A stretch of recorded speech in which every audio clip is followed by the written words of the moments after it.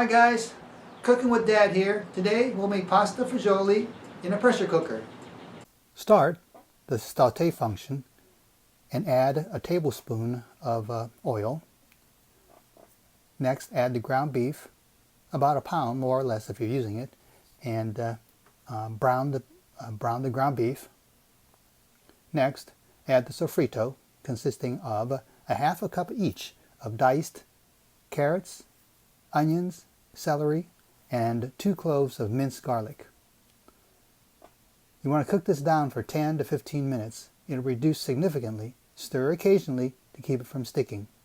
Next, add the remaining ingredients: the broth, the seasonings, the pre-soaked dried beans, 1 can of tomatoes, half a jar of prepared spaghetti sauce along with a cup of water.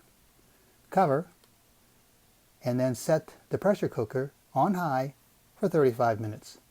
The total cooking time for this will be about an hour, since it takes the pressure cooker 10 or 15 minutes to get up to pressure, and there's a pressure release period.